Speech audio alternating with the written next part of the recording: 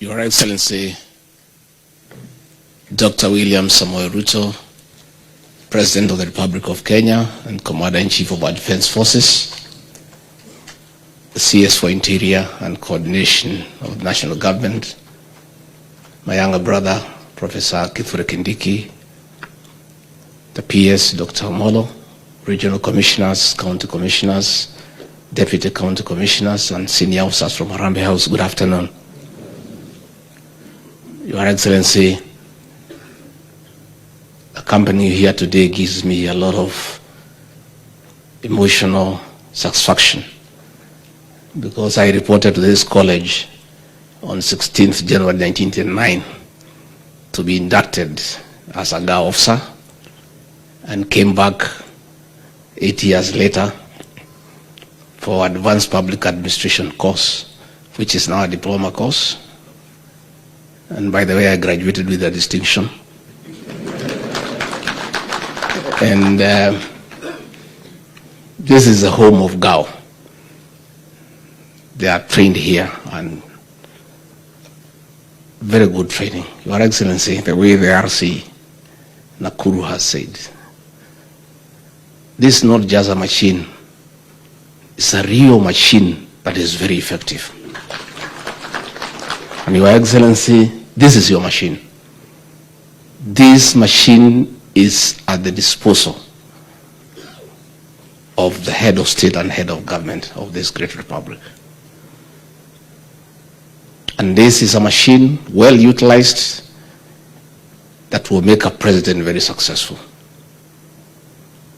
So officers, I want to encourage you to remain true to your oath and to remain true to your training. Be loyal to the president and serve the people of Kenya well. Your Excellency, let me take this opportunity to really thank these officers for about 4 things. The registration of farmers' exercise in preparation of the fertilizer subsidy program was done by these officers in 2 weeks at a cost of less than 300 million, and a consultant had quoted to the Ministry of Agriculture to do the similar exercise at 12 billion shillings for a period of 4 years. That is how effective this machine is. And I really want to thank all of you for the very good job you did. And the President here and all of us can confirm that farmers in Kenya are all in agreement that out of that registration exercise, the distribution of subsidized fertilizer has been seamless and very, very efficient. Number 2, I also want to thank you for the registration of the Inua Jamii program. That also went very well. Again, I want to thank you for the role the county commissioners and the respective DCCs are playing in coordinating emergency response by bringing the county government, the development partners, and all of us together.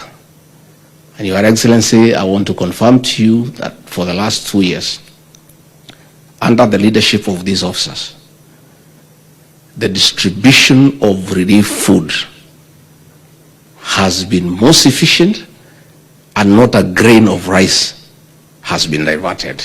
We want to thank these officers. I also want to take this opportunity to really thank you from the bottom of my heart for the role you have played in leading the war on drug abuse and eradication of illicit brews. The exercise has been very, very, very successful, and as we travel around the countryside, we are getting testimonies from women, from young people, of the great job that you have done. Our young people who are lost are now clean, they are back to their families. Please keep it up and don't let your guard down. And Your Excellency, these officers have told me when I travel in the countryside that the fight on illicit brews had so many other benefits. It has brought the level of crime down in terms of assault, domestic quarrels, sexual abuse. So it's also in your interest that you keep it going so that crime levels can come down and there is family harmony within your respective jurisdiction. Your Excellency, let me remind these officers, because I think I should, that your respective offices, there is a big board there written in the office of the President, because you are the ear and the eye of the President at the grassroots. You represent the President in his personal and official capacity. So, when government programs are not going on well and you are quiet, you have let the President down. I want to encourage you to take very keen interest in all the government programs going on in your areas of jurisdiction, irrespective of the ministries, because you represent the President. And it is your work to make sure that the projects the President has launched are going on. And if they don't, you have a duty to file a report to that effect on behalf of the President. Don't leave it to the line ministries. Don't leave it to the line state departments. It is your responsibility to make sure that government programs are on course. Again, it is your responsibility to protect the dignity of the person of the President. So when the President has launched a project and the contractors have abandoned site after 1 week, the dignity of the person of the President is put into question. You have a responsibility to make sure that does not happen, and when it happens, you must let your PS or your CS know so that the necessary intervention can be made. And that is why you chair the county, sub-county, regional security and intelligence teams, because this is a civilian government. Nobody will hold your county commander to account for criminal activities in your area. When people look for government, they look at you. They don't look at the police. So it is your duty to make sure that the committee that you chair is functional and efficient. And where there are challenges, you will say to your seniors. Finally, Your Excellency, before I ask you to come and talk to these officers, let me remind them, because it's important, that we were trained here in Embakasi. Those of you who may want to take 1 or 2 to get sleep, please, you know what you need to do. You don't drink within your duty station, because wananchi must never see you staggering, because the government cannot stagger. The government must look standing and smart all the time. I would encourage you, because of the responsibilities you carry, to give up drinking. But if you must, please go and drink in another station where you are not known, so that you never bring the image of government into disrepute. Again, I have seen when there are problems of riots, I have seen officers, when they feel threatened and their lives are in danger, running away, which is okay, because you need to save your life. But you know what you must do? So you know, if you must run away, you must remove your headgear that carries the crown, put it in your pocket and run away, because government cannot run away. That you know. But I've seen some of you have forgotten. Finally, Your Excellency, allow me to temporarily step aside as your principal assistant and be one of these people, because I'm one of them. Your Excellency, the issue that have been raised here by the RC,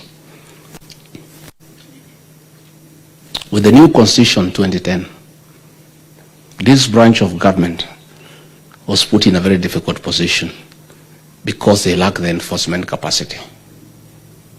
And wananchi are the same people. They see you have authority, but they know the real authority is in enforcement. When this branch of government was backed by the administration police, crime was down. because they dealt with prevention of crime as opposed to dealing with offenders. As Professor Kindiki has rightly put it, Your Excellency, it is urgent that we fast track the recommendation to have a unit backing these officers.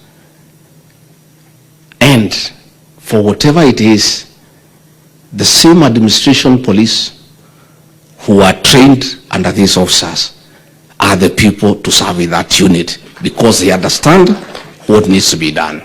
If these officers are empowered and they are given that capacity of enforcement, crime will come down, even in budgetary areas and no other areas where we are having a challenge. Again, Your Excellency, our ACCs don't command the requisite respect from members of public because they lack transport. You are in charge of government in a division, and then you get into a matatu with the public. And then you are expected to exercise authority over them. They will not respect you. Much as difficult things are in terms of our physical space, Your Excellency, when things improve, let us kindly consider how to avail transport for our ACCs on the ground so that they can get the necessary and requisite respect from members of public. Again, finally, the training must be done so that all these people now become compliant with the digital space we are in. When we were there, we used to wait for presidential speeches to be flown by helicopter all over the country. Nowadays, we don't have to go to that expense, but we need to train these officers and supply them with computers and tablets so that they can also be compliant and they can be able to help the people that they lead. So, Your Excellency, this is a good team. It's a team that once motivated and well equipped, it will help you with the management of the affairs of this country. And this is a team for the president. All of us others support the president, but this is your team, Your Excellency. And the way the RC has said, once they are told, go through that war, they just go through it. And that is why when they were given wrong instructions, they really harassed us. So what we must do ourselves, Professor Kindiki, is just give them the right instructions. And I think since we came to office, people are happy with these people. Even governors now are happy because you don't harass them, because we give you the right instructions. This is a good team, and Your Excellency, if we support this team, it will help you in the management of the affairs of this country. So with those very many remarks, let me request the President to come and talk to you. Up.